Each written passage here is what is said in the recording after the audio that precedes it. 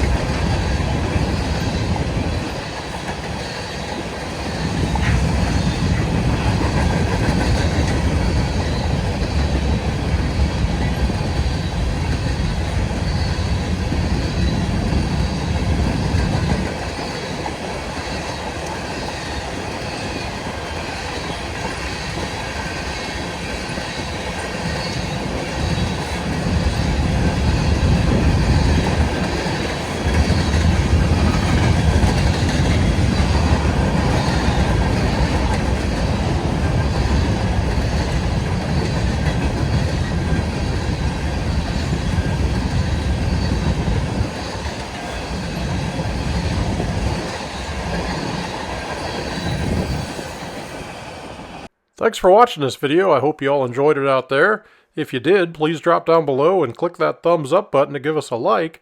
Also, don't forget to subscribe to our channel, either clicking the subscribe button down below, or you can hit the Rusty Boxcar logo on the right side of the screen.